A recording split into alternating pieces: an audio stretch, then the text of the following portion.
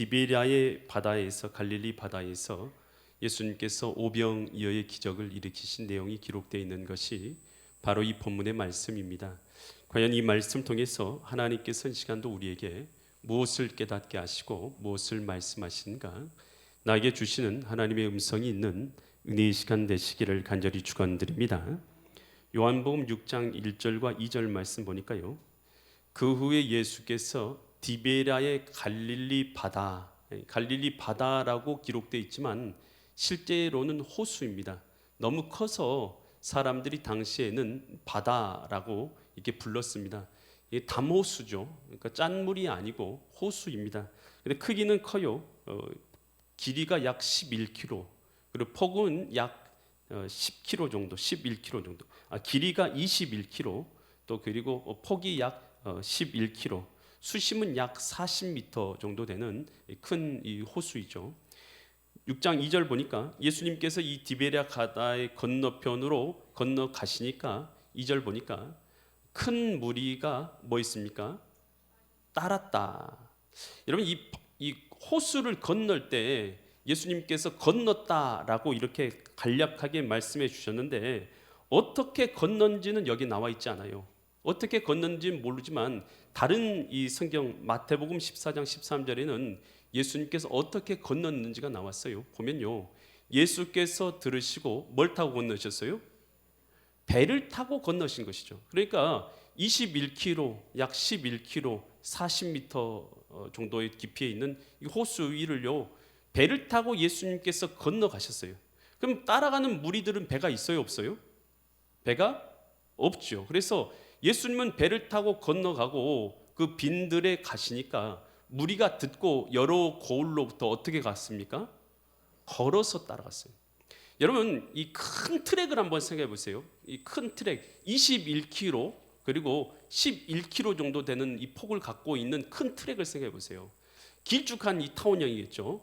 이 긴 트랙을요, 배를 타고 건너가는 사람은 가로질러 걸어가겠지만 중간부터 시작해서 걸어간다 하더라도 몇 킬로 정도 걸어야 되겠어요? 여러분, 요렇게 건너가니까 보통 한 21km 이상, 30km 이렇게 건너간단 말이에요. 여러분, 한 30km 정도 걸으려면 여러분 몇 시간이나 걸릴 것 같아요? 여러분, 아침부터 시작해서요, 열심히 건너야 저녁 띄엄띄엄 할 때 정도에 도착하는 거예요. 많은 사람들이요, 예수님을 만나기 위해서 노력을 했어요. 어떻게 노력했냐? 자기 힘을 들인 거예요. 시간을 들인 거예요. 노력을 들였어요. 땀을 들였어요. 정성을 들였어요. 그래서 예수님 앞에 만나러 간 줄 믿습니다. 여러분, 이 시대에 많은 사람들이 뭘 간과하냐면 예수님을, 하나님을 만나기 위해서 쓰는 노력을 하지 않으려고 그래요. 그래서 대부분 어떻게 시간을 보내냐? 하나님을 위해서 쓰는 시간을 아깝다 생각하고, 주님 앞에 나와서 직접 예배드린 걸 아깝다 생각하고 현장에서 드리지 아니하고 인터넷과 방송으로 예배드리려고 하고 그 나의 편의주의로 예배드리려고 해요. 여러분, 그런데요, 하나님은요, 우리의 마음도 알고 계시고 중심도 알고 계시고 우리가 드려지는 수고도 알고 계시고 땀도 알고 계시고 정성도 알고 계신 줄 믿습니다. 우리가 드려지는, 주님 앞에 드려지는 정성을 보실 때에 하나님께서는 그 예배를 기뻐 받아주시는 줄 믿습니다. 그래서요, 주님께서는 병든 자를 고쳐주시는 것이고 천국 복음을 전파해 주시는 것이고 하나님의 신령한 은혜를 각 사람들에게 내려주신 것입니다. 이 시간도요, 똑같은 자리에 앉아있지만 주님을 향해서 간절한 마음으로 은혜를 구하는 자에게는 신령한 은혜를 내려주실 줄 믿습니다. 마태복음 5장 3절에서 이렇게 말하고 있어요. 심령이 어떤 자요? 심령이 가난한 자가 복이 있답니다. 여러분, 심령이 가난하다라는 뜻이 무슨 뜻입니까? 심령이 가난하다. 돈이 없어서 가난한 것은 무슨 뜻인지 알겠는데 마음이 가난하다는 뜻은 무슨 뜻이에요? 이것은요, 은혜를 갈망한다라는 뜻이에요. 무슨 뜻이라고요? 은혜를 갈망하는 자라는 뜻이에요. 그래서 나는 주님 없으면 안 됩니다. 나는 하나님의 은혜 없이는 못 삽니다. 예수 그리스도의 십자가의 보혈의 피를 잃어버리고는 살 수 없습니다. 주여, 내게 부스러기 은혜도 허락하여 주시옵소서. 부스럭이라도 좋습니다. 내게 은혜만 주신다면 나는 그것으로 감사합니다. 심령이 가난해서 주님 앞에 은혜를 구하고 주님 없이는 못 산다고 주의 신령한 은혜를 부어주시라고 기도하고 간구하는 사람, 이런 사람이 어떤 마음을 갖고 있는 사람이면 심령이 가난하다라는 거예요. 심령이 가난한 자는 이 저희 것이요 천국이 저희 것인 줄 믿습니다. 여러분, 에서하고 야곱하고 누가 장자예요? 에서가 장자로 태어났어요.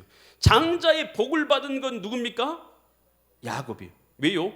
에서는 하나님의 백성 되고 또 영적인 은혜 얻는 것, 신령한 은혜 구하는 것을 하찮게 여겼어요. 하지만 야곱은요, 차자로 태어났어도 신령한 은혜를 얻는 것을요 귀하게 여긴 것이요. 장자가 되기 위해서 힘쓴 거요.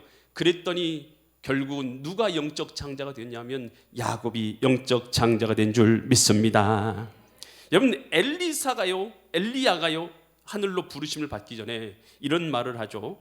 열왕기하 2장 9절에서 엘리야가 엘리사에게 이르되 나를 내게서 데려감을 당하기 전에 내가 내게 어떻게 할지를 구하라 라고 말했어요. 그랬더니 엘리사가 이르되 당신의 성령이 하시는 역사가 몇 배 있길요? 갑절이나 내게 있게 하옵소서 하는지라. 여러분, 엘리사가요 갑절에 성령이 하시는 일을 행하게 됩니까? 안 하게 됩니까? 우리가 성경 말씀 잘 알고 있지만 엘리야가 행한 것에 갑절의 성령의 역사와 일들을 행한 자가 바로 엘리사가 됩니다. 여러분, 은혜는요 구하는 자가 받게 되는 줄 믿습니다. 찾는 자가 찾게 되는 줄 믿습니다. 문을 두드린 자에게 열리는 줄 믿습니다. 너희가 갈지라도 자녀에게 좋은 것을 선물로 줄 줄 알거든 하물며 하늘에 계신 내 아버지께서 구하는 자에게 성령을 선물로 주지 아니하시겠느냐. 은혜는 구해야지 누리게 되는 것이죠. 구하는 자에게 더 큰 은혜를 주시는 것이 하나님의 은혜이다라는 것입니다. 루벤 아처 토레이 박사, 무디와 함께 복음주의 부흥에 참여한 목사님이십니다. 바이올라 대학교 교수였고 휘틴 대학교의 명예학 박사이기도 했습니다. 그가 매일 아침마다 했던 것이 이런 것이에요. 이렇게 기도했다고 해요. 하나님, 성령 충만하게 도와주십시오. 왜냐하면 성령 충만하지 않으면 오늘 하루 나는 너무나 쉽게 흔들릴 수 있는 사람이기 때문입니다. 하나님, 제가 성령 충만하다고 느끼지 못할 때 함부로 말하지 않도록 도와주십시오. 성령 충만하지 않을 때 말하면 실언이 되기 쉽고 사람들에게 상처를 주기 쉽기 때문입니다. 하나님, 제가 성령 충만하지 않을 때 제 인생에 중요한 결정을 하지 않도록 도와주십시오. 성령 충만하지 않으면 저의 결정은 잘못된 가능성이 항상 있기 때문입니다 라고 늘 기도한다는 것이에요. 여러분, 이런 유명한 목사님들도요 날마다 성령 충만을 위해서 간구해서 하나님께 쓰임받는데, 여러분 우리도요 날마다 주님 앞에 은혜를 구하고 성령 충만함을 구해야 될 줄 믿습니다. 우리는 부족합니다. 은혜를 주시라고 주님 앞에 기도해야 되는 것입니다. 이 시간도 동일하게 예배를 드리지만 은혜를 구하는 자들에게 하나님은 더 큰 신령한 은혜를 내려주실 줄 믿습니다. 시편 107편 9절에서 이렇게 말하고 있습니다. 그가 하나님께서 어떤 영혼에게요? 사모하는 영혼에게 뭘 줘요? 만족한 걸 채워주시며 줄인 영혼, 목마른 영혼에게 좋은 것을 채워주심이로다. 여러분, 우리가 사모하는 마음을 가지고 주님 앞에 기도할 때에, 간구할 때에 오늘 주님께서는 우리에게 은혜를 채워주신다는 것이에요. 그래서 하나님의 은혜를 사모합니다. 주여, 이 시간도 내게 은혜를 주시옵소서. 하나님, 한량없는 은혜를 이 시간 우리에게 내려주시어서 우리의 성영혼이 회복되게 하여 주시고 영혼이 생명을 얻는 자로서 살아가게 하여 주시옵소서. 예배하고 기도하고 찬양하고 말씀 가운데 그렇게 간구하다가 그런 은혜를 누릴 수 있기를 간절히 축원드립니다. 그때요 예수님께서 요한복음 6장 5절과 9절처럼 하시는데요, 보니까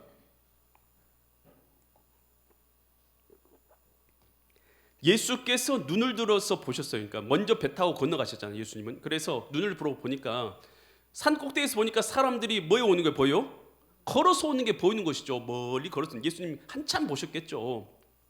한참 동안 보면서 눈을 들어서 큰 무리가 자기에게 오는 것을 보셨어요, 예수님께서.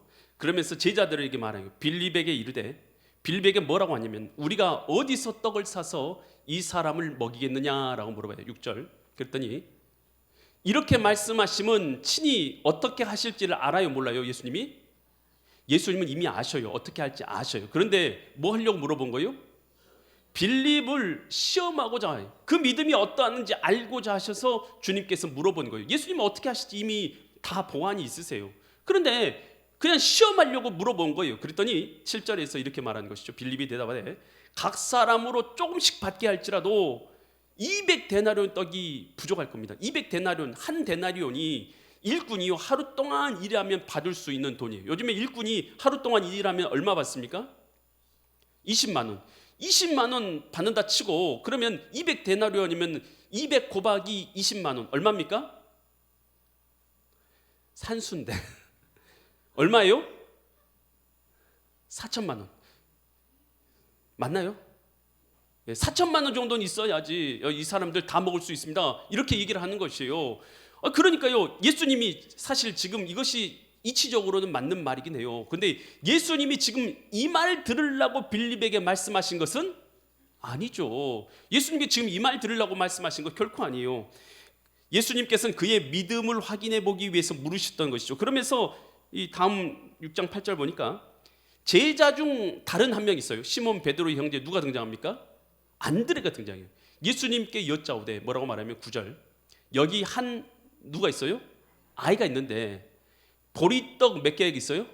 보리떡 5개, 물고기 2마리 가지고 있나이다. 그러나 그것이 이 많은 사람에게 얼마나 되겠습니까? 라고 물어보는 거예요. 얼마나 되겠습니까?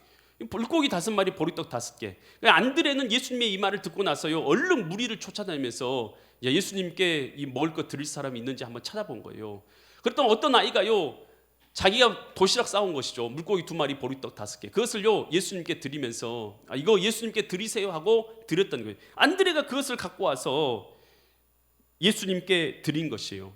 예수님께서 원하시는 것은 뭐였냐면 하나님의 말씀에 순종해서 하나님의 뜻에 동참하는 것을 주님께서는 보시기 원하신 줄 믿습니다. 이거 계산해서 이거 얼마가 있어야지만 이거 먹을 수 있다. 예수님이 그거 몰라서 물어보겠어요? 예수님은 빌립에 뭘 시험하려고 했어요? 믿음이 있냐? 하나님이 이 시간도 보고 계시는 것이 있어요. 뭘 보시냐 하면 우리의 믿음을 보시는 줄 믿습니다. 주님께서 우리를 확인해 보고 싶은 것이 있어요. 꼭 확인해 보고 싶은 것이 있어요. 그것은 우리 외모가 아닙니다. 우리 껍데기가 아닙니다. 우리의 내면입니다. 예수 그리스도를 향한 믿음이 있는지를 주님께서는 원하시고 계신가, 알기를 원하시고 계셔요. 그래서 뭐 하시냐? 시험해 보는 거예요. 그래서 시험해 가지고 뭐 하는 것이냐? 오늘 그 사람의 삶을 통해서 믿음으로 하나님 뜻에 순종해서 동참을 하는가를 보신 거예요. 할렐루야. 이것이 뭐냐 하면 하나님께서 보시는 그 사람의 진짜 믿음이기 때문인 것이에요. 하나님은요 말이 아니에요. 우리의 삶을 보고 계신 줄 믿습니다.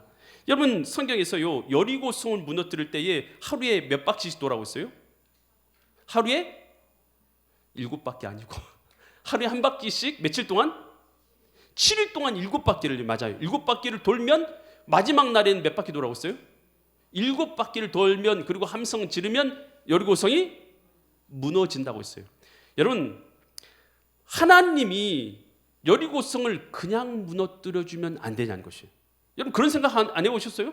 하나님이 여러분 불편하기 싫이 하루 7, 7일 뭐 한데 그렇게 하시냐는 거예요. 하나님께서 그럴 필요 없이 여리고성아 무너져라 하면 무너집니까? 안 무너집니까?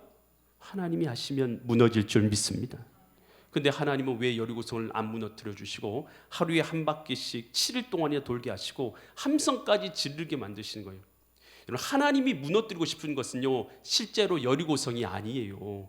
실제로 하나님이 보고 싶은 것은 불순종하고 하나님의 말씀을 거역하며 살아가는 이스라엘 백성들의 마음의 여리고성을 무너뜨리기 원하시는 줄 믿습니다. 우리 인간은요 참 불순종하거든요.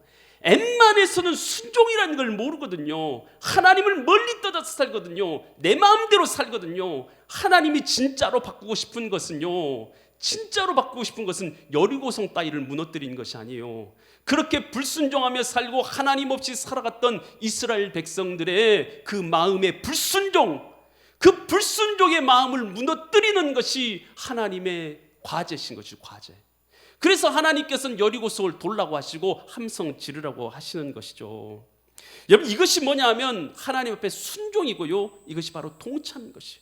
비록 부족해도 이것이 내가 돌아서 지금 이것이 무슨 역사가 일어날까, 이것도 우리 생각인 것이고요, 하나님은 지금 우리가 순종해서 여리고성을 도는 것을 하나님은 기뻐 받으신다는 것입니다. 이것이 바로 동참인 것이고 순종인 것이고, 이것이 하나님께서 원하시는 믿음인 줄 믿습니다. 주의 말씀대로 살아가는 것, 이것을 바로 주님께서 원하시는 것이죠. 이 미국 필라델피아의 존이라는 13세 소년, 13세면 여러분 초등학생인가요? 아니면 중학생인가요? 중학교 1학년이 요즘에 13세예요. 중학교 1학년이 13세예요. 이 13세 소년은요, 집이 너무 가난한 거예요. 그래서 학교를 못 다녀요. 학교를 못 다니고 대신에 어디로 출근을 했냐면 벽돌 공장으로 출근합니다. 그래서 가족을 대신해서요, 벽돌 공장에 나가가지고 하루하루 일을 해요. 그곳에서 받은 돈, 적은 돈을 가지고 그 돈을 자기가 쓰는 것이 아니라 가난하기 짝이 없는 자기 부모님에게 갖다 드려서 생활비를 쓰게 만듭니다. 13살짜리인데 그렇게 살아가는데요, 그가 다니는 교회가 있어요. 근데 시골 교회예요. 아주 부족하기 짝이 없는 허물어지는 그런 교회를 다니고 있어요. 근데 그 출입구가요, 흙으로 돼 있어요. 그래서 비만 오면은 그 교회 가는 길이 전부 다 진흙투성이가 되는 거예요. 그래서 비 온 날에는 사람들이 교회 가기가 너무 힘든 것이요, 질퍽질퍽해서 도저히 갈 수 없어요. 이 모습을요, 이 존이라는 소년이 보고요, 자기가 벽돌 공장을 다니잖아요. 그래서 벽돌 공장 사장님한테 말씀드린 거예요. 사장님, 제가 받는 것에서 일부분을 빼서 벽돌 한 장씩만 주세요. 그러면 제가 그것을 대신해서 임금 대신에 그 부분을 가져가겠습니다 라고 말씀드려요. 사장님이 그래 그렇게 해라 해가지고 흔쾌히 허락해 주신 거예요. 그래서 그때부터 하루에 한 장씩 벽돌을 갖다가 그 진흙탕 길에다 이 존이라는 아이가, 13살짜리 아이가 깔기 시작하는 거예요. 한 장씩. 교회에요, 여러 어른들도 있지만 여러분들은요, 그런 거에 전혀 신경 쓰지 않았던 거예요. 진흙탕 길이 됐던, 교회가 허물어지던, 교회가 좀 어렵던, 전혀 그런 거 신경 쓰지 않고 있는데, 이 존이라는 아이가요, 한 장씩 하루에 한 장씩 벽돌을 깔기 시작하니까 어느 날 10일이 지나고 한 달이 지나고 두 달이 지나고 석 달이 지나고 넉 달이 지나고 다섯 달이 지나기 시작하니까 그 길이 보이기 시작하는 거예요. 그리고 1년이 되니까 그 길이요, 어떻게 생겼는지 사람들이 보면서 편하게 그 길을 걸어가기 시작하는 거예요. 그런데 하루를 보니까 존이라는 13살짜리 그 아이가 벽돌을 한 장씩 가져다 놓는 사실을 성도들이 한 명씩 깨닫게 된 것이에요. 그 모습을 보니까요, 그 마음에 부끄러운 마음이 그 마음 가운데 일어나게 되는 것이에요. 나는 지금 뭐 하고 있는가? 저 어린아이, 가난하기 짝이 없는 어린아이가 땅에다 벽돌을 하나씩 깔면서 이렇게 길을 만들어서 우리로 이 젖지 않게 이 길을 걸어가도록 만들었는데 나는 뭐 하고 있는가 하는 생각이 드니까 이 어른들이 부끄러운 마음이 든 거예요. 부끄러워가지고요, 그 아이들을 위해서요, 이 어른들이 헌금을 모금하기 시작해요. 성전을 위해서, 길을 위해서 모금하기 시작합니다. 그러다가요, 성전을 재건축하게 됐다는 것이에요. 그가 누구냐? 이 존이 누구냐면 존 워너메이커입니다. 이 존 워너메이커는요, 그렇게 믿음으로 살다가 하나님께서 나중에 그에게 복과 은혜를 내려주셔서 미국의 가장 많은 백화점을 세운, 그래서 백화점 왕이라는 그런 이 별명을 얻게 된 사람이 바로 이 존 워너메이커입니다. 그는요, 공부를 못했어요. 벽돌 공장 다니라고 그는 젊었을 때 공부를 못했기 때문에 나중에 청소년을 선도하고 청소년에게 공부를 가르쳐주는 그런 것들을 만들어주기를 원했어요. 그래서 YMCA 운동에, 청소년을 선도하는 YMCA 운동에 적극적으로 참여해서 우리나라에 있는 YMCA 건물도, 최초의 건물도 그 사람이 지어준 것이고, 또 그리고 많은 YMCA 건물을 세우는 일을 감당하는 것이 바로 이 존 워너메이커입니다. 여러분, 우리가 하나님의 일에 동참한다는 것이 어떤 것이냐? 여러분, 하나님의 일에 동참해서 내가 할 수 있는 부분에요, 이 존이 하나라도 참여해서 순종함으로 감당하잖아요. 이것이 바로 우리의 순종이고 동참인 줄 믿습니다. 여러분, 우리 주기도문 외울 때마다 우리가 이렇게 기도하라고 주님께서 말씀하셨죠. 마태복음 6장 10절에서 하나님 나라가 임하오시며 뜻이 어디에서 이룬 것처럼요, 하늘에서 이루어진 것처럼 이 땅에도 이루어지이다. 이 땅 가운데 이루어지는데 기도하는 사람이 지금 누구예요? 너희는 이렇게 기도하라 했으니까 내가. 그래서 뜻이 하늘에서 하나님의 뜻이 이루어진 것처럼 누구를 통해서 이 땅 가운데 하나님의 뜻이 이루어지기를 기도하는 것이요 주기도문이? 나를 통해서 하나님의 뜻이 이 땅 가운데 이루어지기를 원합니다. 이 기도를 드리는 것, 바로 이것이 하나님의 뜻에 동참하는 기도인 것이죠. 하나님의 뜻이 이것입니까? 그렇다면 내 생명도 주님 앞에 드리겠습니다. 이것을 결정한 사람이 성경에 나와 있는 인물들 아니겠습니까? 이렇게 주님의 뜻에 동참하는 것, 그래서 하나님 나라가 이루어지게 하는 것, 이것이 바로 하나님의 뜻이다 하는 것입니다. 여러분, 예수님께서 이렇게 오병이어의 기적을 일으켜가지고 사람들에게 떡을 나눠줬어요. 그래서 여러분, 사람들이 모이게 하고 떡을 나눠줘 하늘에 축사하시고 기도하시고 떡을 나눠줬더니 그곳에 있는 5천 명의 사람들이 먹고 마시고 12강주를 거두게 하셨어요. 그런데 하나님께서, 예수님께서 진짜로 주기 원하시는 떡이 육신의 떡입니까? 이 육신의 떡을 주려고 하는 것이 아니라 우리 주님께서 진짜로 주기 원하는 떡은 바로 영생의 떡인 줄 믿습니다. 그래서 요한복음 6장 51절에서 이렇게 예수님이 진짜로 주기 원하는 것에 대해서 말씀하고 계시죠. 나는, 예수님은 하늘에서 내려온 살아있는 뭐예요? 떡이니 사람이 이 떡을 먹으면 뭐 할 거라고요? 영생하리라. 내가 줄 떡은 곧 세상의 생명을 위한 내 살이니라 하시니라. 여러분, 예수님이 주기 원하시는 것은요, 사람은 떡을 먹거나 빵을 먹어야지만 살아요. 밥을 먹어야 살죠. 주님이 주시기 원하시는 것은 육신의 떡이 아니에요. 진짜 떡, 우리 영혼의 생명은 무엇이냐? 바로 무엇이냐? 예수 그리스도가 바로 우리 영혼의 생명인 줄 믿습니다. 그래서 우리 신자가 사는 것은 떡으로만 사는 것이 아니요, 하나님의 입에서 나오는 모든 말씀으로 사는 것이니라. 하나님의 말씀, 예수님을 믿고 주님의 말씀으로 살아가는 것이 우리 신자의 삶인 줄 믿습니다. 그래서 예수님을 믿는 자에게는 뭐가 있느냐? 영생의 생명의 떡이 있어요. 그래서 요한복음 3장 16절에서 하나님이 세상을 이처럼 사랑하사 독생자를 주셨으니 누구든지 예수 믿으면 멸망하지 않고 영생을 얻으리로다. 요한복음 3장 16절. 아멘. 예수님을 주시는 것, 예수님이 누구신지를 알므로 예수님을 믿고 예수님의 말씀대로 살아가도록 만드시는 것, 이것이 바로 영생의 생명인 줄 믿습니다. 그래서 요한복음 6장 54절로 56절에서 이렇게 말씀하십니다. 내 살을 먹고 내 피를 마시는 자는 뭘 가졌다고요? 영생을 가졌고. 그러니까 예수님의 피와 살을 먹고 마시는 것, 예수님과 연합을 의미하는 것입니다. 주님이 내 안에 계셔서 연합되어서 예수님으로 살아가는 자에게는 영생을 가졌고 마지막 날에 내가 그를 다시 살리리니. 55절.